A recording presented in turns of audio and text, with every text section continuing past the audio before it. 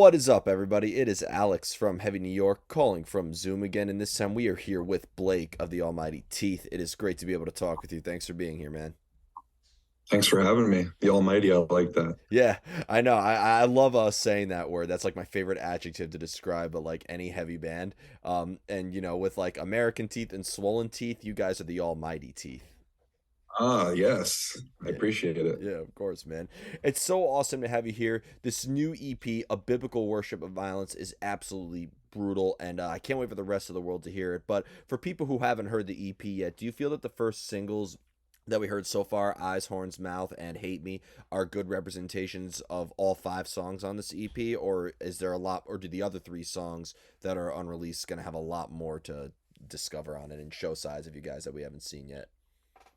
I think the first two singles are pretty brutal, like a pretty brutal representation of the album across the board. But I think every song brings it. I think the other three songs off the album that are unreleased as of right now are definitely going to be. There's two out of those that are unreleased that are probably my personal favorites. So I'm really excited for people to bite into those ones. So yeah. Yeah, always release your least favorite songs first, right? Yeah, I got outvoted, Yeah. but that's all right. Yeah. Um, but being that this is an EP and not a full length album, is this maybe a good representation too of the direction that Teeth will be going into for a full length in the future or any other new music in the works? Yeah, absolutely. I mean, we're demoing shit all the time, so we have a lot of stuff in the bag, and it's proven to be just as, if not more, heavy than this previous release. We've been sitting on this EP for almost 3 years, so this is old to us. These songs, so yeah, the direction we're headed is definitely in line, if not a little bit more chaotic moving forward. Meaning that this EP is technically like 3 years in the works, is what we're hearing on these songs, like how these songs were originally arranged and originally structured in a way, or did they sort of change a lot over a span of 3 years? No, I mean, they've been tracked, recorded, and they've been sitting pretty for 3 years. So yeah, this is the original arrangement. This is how we produced them in the studio, and yeah, this is the product. This is the final product. When you start off with the making of a song or an EP or even an album, is there always sort of like a preconceived vision in a way, or is your songwriting process more sort of like rolling the dice and very experimental and improvisational? Yeah, I think for this particular release, it was pretty much a roll of the dice. It all kind of came into fruition during like COVID, right? So we were kind of holed up in our old studio, which was in a church on the outskirts of the GTA. So we've just kind of we were there and just like throwing shit at the wall and seeing what stuck. And for the most part, it was pretty effortless. It all kind of came pretty organically, and like kind of what you hear is what you get. So yeah, uh, yeah, it's usually, there's usually like a beginning, a middle, and end, and I guess whatever emotion I'm feeling or hyper focused on that day is kind of what will be transpired into the lyrical department. And then Chris and myself and our producer Davis at the time, who played drums on the album, would arrange all the strings and the drums and all that stuff, and then all the fun stuff after that. So yeah. You're recording this in a studio in a church. That's pretty damn metal and pretty damn cult of you guys. Did like people at the church, were they aware of the music you guys were making? Mm. No, I mean, it wasn't like an active church. I think they stopped having Sunday service there many moons ago. I think it was an abandoned church, but like church peers, huge organ, fucking stained glass. Like it was definitely like a place of holy worship for sure at one point, but we were the complete opposite energy bringing that in there. But it made for great acoustics. And I think there was like a bar that was like kind of sectioned off downstairs but still connected to the bar, and they had like goth parties and shit at night. So like yeah, it was far from a religious setting. So So yeah. I'm trying to think what's more metal, recording your music in an active church or recording it in an abandoned church. Both sound Right. equally brutal. They both have the elements, yeah, for sure. Yeah, that's you guys are like a hardcore Varg in a way, and now at this point, No shit. Yeah. We're Yeah. gonna have to step it up. We're gonna have to find something even crazier for the next album. We'll see. It's not there anymore, unfortunately. Our friend Davis, he sold it. So now he works out of a church, or not a church, he works out of a studio closer to where we live now. That place was about an hour out of the way from where I'm from. So it Okay. was always good, man, to get out there and like just kind of disconnect from everything. And it's like I said, it's in the middle of nowhere, so not much city life going on there. It was just us, and we just had like a place to be creative and just experiment and create what this band ultimately became. So Mm. yeah, we miss it. But we actually named our first cassette. We did a release, the 575 EP, and 575 is actually the address of the church, and that's where everything kind of happened in the beginning stages of Teeth. Yeah, the church got sold. That's just what you're telling the press, right? No, I'm kidding. That's it. Yeah, Yeah. yeah, yeah. I got sold. Yep. It's on Now, well ashes now. I normally don't ask this question because it is very cliche in a way, but like a biblical worship of violence, I feel like has sort of like a really interesting term because one that does sound very hardcore. It has this sort of like violent edge. Like I just feel that way, in this hardcore sound that we have. We definitely like embrace that sort of violent sound. But I also think in Mhm. society when we're all so attracted to danger in a way, like it almost seems like we have a cult following towards it. So I'm just wondering if the record name has sort of like a personal meaning or if it's sort of like an observational of society in a way. I think it does. I think it has elements of both. Things you mentioned there. I think it's definitely a commentary on society and everything few and far between. But I think it also holds meaning to the listener. I think if it's not so much what it means to us. I think it's what it means to the listener, and that's the important part Mm. So of it the title so it's very and the content inside, of course. okay. So it is very open to interpretation. It's not like you're trying to engage the listener into seeing things from your point of view. No, not necessarily. No, we don't want to limit our listeners to one particular sound or image or mindset. It's all how they interpret it themselves. That's the important part to us.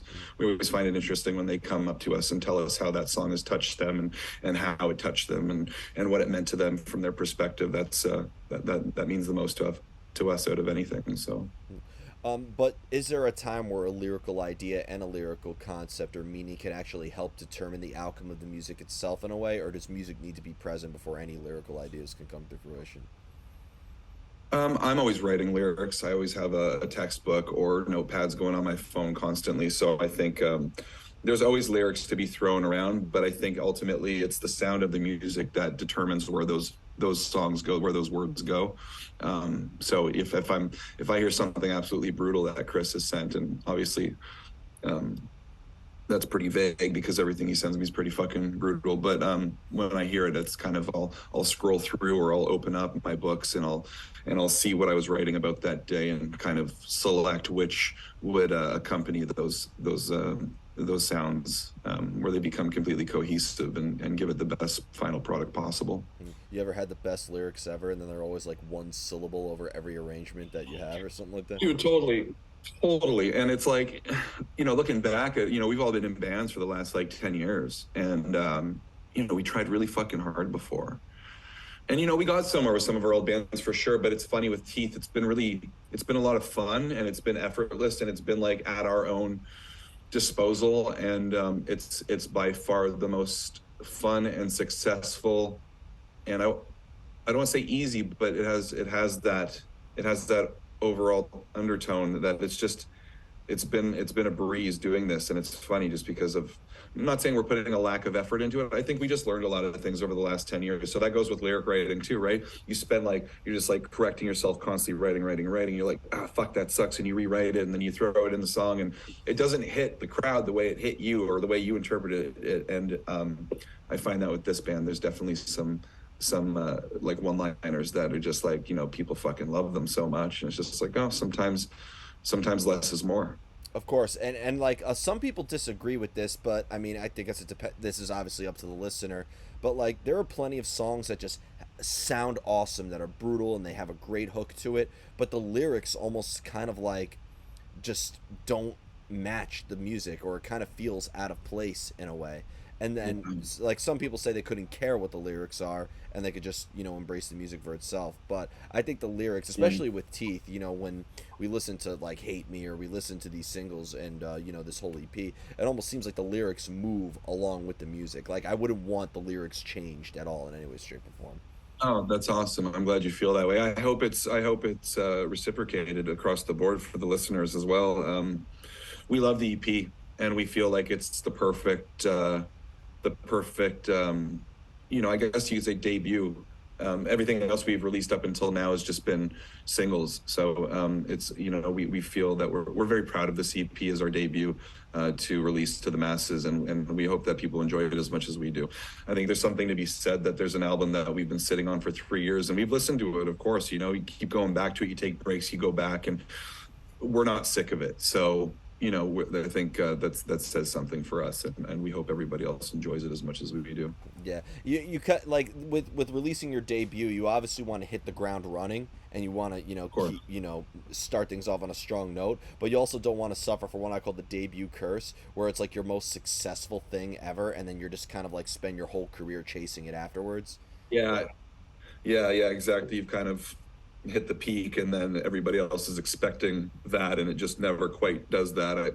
I know how that story goes. So Yeah, like I feel like I mean, I bless their success, and I'm pretty sure like it pays off, but like Linkin Park, Evanescence, they all like had like their right, most successful debuts, and like everybody's saying when are you nothing gonna was make. quite ever hybrid theory. Yeah, I mean nothing, but That's the shit. yeah. When it comes though, you mentioned you're always writing. Is inspiration really something that you seek out? Are you able to go out and look for inspiration, or does it just sort of do you kind of just let it strike you when you least expect it? I think there's like no shortage of inspiration in my life and my world. So I think it kind of comes organically. It just depends on when it comes. And I think it's all an account of how quickly I can get my pen to the paper and remembering those ideas because my memory is completely shot. So if it's something that I'm like, oh, I'll just come back and I'll write that later, no fucking chance. It's got to get written that very second. So yeah, I'm grateful for that. I become hyper focused on things, and it's just, and then that's what I need to do in that very moment. I log it, and then I file it away, and I go on about my day. So yeah, I think for the most part, it's pretty built within. I don't necessarily, or at least I don't try to really just go out and look for inspiration. I find that when you do that, it becomes very clouded and it becomes hard, and maybe writer's block and things of that nature become a bit of an issue for me personally. I always say inspiration does tend to strike at the most inconvenient times, right? Absolutely. Yeah. You're trying to fucking sleep after you've been up all, you know what I mean? Like just laying in bed awake, listening to podcasts or something. And you're like, all right, I feel like I'm fading. And then something will hit. And I'm like, got to turn that screen back on and get this shit written down. So, yeah. Yeah. Well, and I feel like your lyrics do capture an emotion, or not just your lyrics, but the music itself really captures a moment. Like it really can't be replicated in a way. And part of me wonders how you're able to sort of maintain that moment. Like you mentioned this was almost like a 3-year process in a way.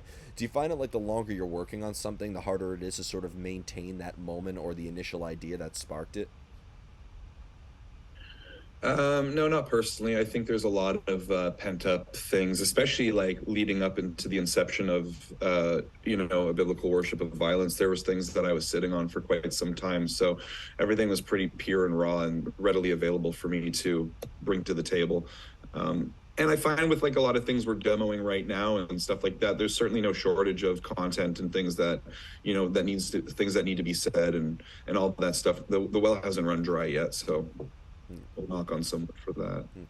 Now, whenever I ask a band how the making of an album was, and they like say we all collectively came together and it was all mutually collective, I don't really believe it because if you're in a band with like 4 to 5 people and you're writing a dozen or so songs together, people are all going to be in their own worlds and have different feelings and different emotions. There's plenty of disagreement to be had. But like, do you think all Mhm. of you kind of being in your own worlds can actually help add contrast in a way? Is it better if maybe everybody does have different ideas or different feelings to sort of add variety into the sound?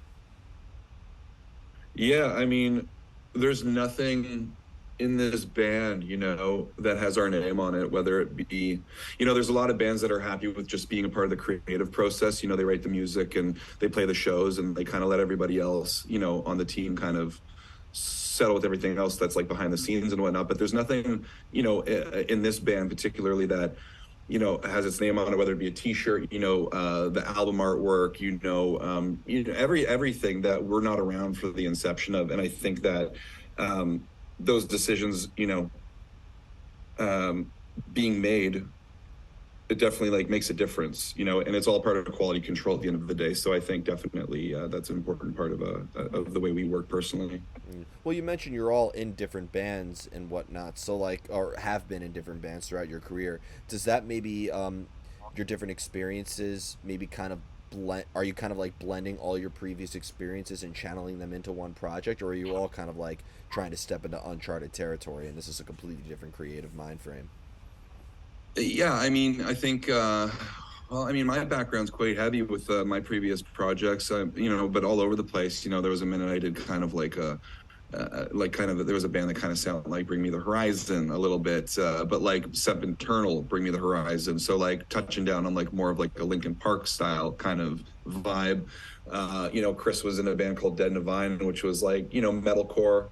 And then he was in a band called 100 Suns, which was, kind of metalcore, but a little bit more like mainstream focused.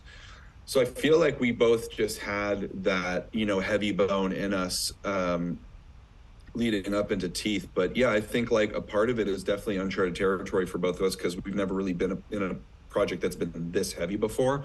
So it's been kind of liberating to, be a part of this project. And certainly it's scratched an itch for us across, one that we definitely, I guess, didn't know we had to scratch. So it's been awesome. There sounds like a great camaraderie within the band, but when it comes to writing together, is it better if you're more kind of like alone in isolation, being that that is such a great feel for creativity, or do you like to be in the company of each other when cultivating ideas? I think we like being in the company. I think him and I both do our thing separately, and then we'll kind of have a meeting of the minds. And then when that happens, that's when we kind of get collaborative on what should go here and what arrangement makes sense there. We're both pretty open to each other's input, and it's a great relationship to have because there's no like ego there. It's kind of like we both know that it takes collaboration to get the best final product. So with that, yeah, it just works for us. So, you know, yes and no. We like doing things solo, but when we come together, I think it brings the ultimate final product in which you're hearing off of that EP. How do you know when you're finished with a song? Uh, I don't ever really know. I don't ever really feel finished. It's strange. Even this EP, it's like I guess as a whole, it's complete, like it's coming out, but I feel like we haven't even scratched the surface. I feel like there's so much more to be done. I don't think I have ever been able to feel complacent in this band yet, and I think that's probably a good thing. Of course, complacency is a killer. I feel Right. like Yeah. to quote Hatebreed, satisfaction is the death of desire. So, Fuck with that. Yeah. yeah. And I have a few more questions for you. One is pertaining to a live Teeth show. I hope to see you guys play live soon. Please come to New York. Yeah. Come out, Yeah, yeah. man. But is there a similar energy that's channeled into your live performances you do in your songwriting, or are they completely separate, separate forms of self-expression? Yeah. I mean, I'm not climbing rafters when we're recording live, although I'd be interested in trying that out and seeing how that fares for the recording process. But no, I mean, there's definitely like there's a lot of intensity that goes into what we do in the studio, but I think live it's kind of just like unleashing. You know what I mean? It's almost like a blur by the time we go on the stage to when we come off, and our live shows proven to be pretty intense, and we hold ourselves to a certain standard when it comes to our live performance. So I think it's two different animals. But once they're unleashed in both setting, I think it's pretty phenomenal, and they're both individual ways. Yeah, climbing the rafters and all that, and because the studio, it's such a confined and static form, environment. Like I'd imagine that that's almost kind of like How do you almost kind of channel that aggression into it that you would Yeah, bring it's live? hard. You feel almost like restrained almost. So yeah, it's different for sure. And you're focused so much here and to project what you got going on, and maybe there's some new lyrics, and it kind of, you're maybe even slightly distracted on like what you're trying to do and what you're trying to get into that fucking microphone. But live, it's already, the song is already done. You can kind of just be free and let that song kind of take control of you and how you perform it on stage. And you never really know what's going to happen. We're a fairly new band, and obviously with the restrictions of the pandemic, we weren't really able to perform live for so long. So once that all lifted, it was like unleashing a caged animal for us. So I don't even think we knew how fucked we were going to be on stage when we actually got the time to actually perform. So it's been a pleasant experience for us, and maybe concerning for some who watch us, but that's all part of it. Do you almost have to, is like, can you even practice, that's like, can you practice stage presence and crowd interaction in a way, or is that just something you kind of have to Uh, like wing it? I mean, at practice, like we're all pretty grounded. I move around a little bit, but like nothing like when we're in front of a crowd. But I think the years of experience of performing on stage, there's definitely like elements and things that you bring to the table, and you kind of just yeah, you just roll with it and see what happens. But here's the one brain picky question about playing live, because in the end, it is just a replicating thing. You're taking the song that you wrote and you're replicating it in a live setting. People want to hear the songs Yeah. how they are. So, is there anything remotely creative about playing live? Uh, yeah, of course. I mean, yeah, you're creating. You're literally creating an experience for people to watch and to remember you by. So, we do we kind of do this interlude droney kind of thing in between a couple songs of ours, where it's just hitting a really fucking low tuning, and I'm kind of mumbling whatever is off the top of my head, and maybe I will climb something, or I will get into the crowd and like stare people in the face and make them feel super fucking uncomfortable. Or I have a thing where I put the microphone in my mouth and I'll bite it, and I'll put my hands free and kind of just let whatever gargle noise is going in the back of my throat come through that microphone, and that's what the crowd's hearing. And that's all kind of just like on a whim. Like that's all stuff that's not really premeditated. It's something that we know is going to be a portion of our set, but what happens during those 2 to 4 minutes is who fucking knows what's going to happen. So I think there's an element of creativity that goes into that for sure. I mean, I've seen a lot of hardcore musicians, have the mic in their mouth and stuff like that, practically eating it. I've always said they should make flavored microphones. Totally. I'm fucking my teeth up like on a daily basis when we're on tour, so grinding them right down. But Yeah, it is what it is. no pain, no My gain, my right? dentist, yeah, exactly. My dentist will like check out my grill, and she'll be like, you need like a mouth guard when you sleep at night. I'm like, no, I don't think it's like from grinding at night. I think it's because I bite my microphone. I just don't want to tell her that because she'll slap me or some shit. Yeah, fair enough. If I told my dentist on the pits that I've been in, and I would probably, he'd probably charge me double. Yeah, exactly. Right. Yep. So that should be another thing too, pit insurance. But I agree. We'll get there. yeah, We just gotta waive those. We gotta waive those fucking venue merch costs first, and then we'll worry about pit insurance and all that stuff. definitely, definitely. We'll get through that. But before we Yeah, go, I want to thank you so much for your time, for such an awesome conversation. And thank you most of all sure. for this amazing EP. I can't wait for the rest of the world to hear it. Is there just anything else with Teeth you'd like to promote in terms of shows or anything else? This will be uploaded by midnight, so anything you can't talk about, don't say it here. Just the most important. Thank you so much for saying all that. It's been a pleasure, and thank you for having me. And no, just a biblical worship of violence hits everywhere worldwide May 5th, and just check it out. And we hope you guys enjoyed as much as we do, and we'll be coming to a city near you soon, and we'll see you out there. Hell yeah. Thank you so much. Everybody, be sure to check out A Biblical Worship of Violence. We are here with the almighty Teeth. This is Alex from Heavy New York, and we will see you next time. Thanks, Alex.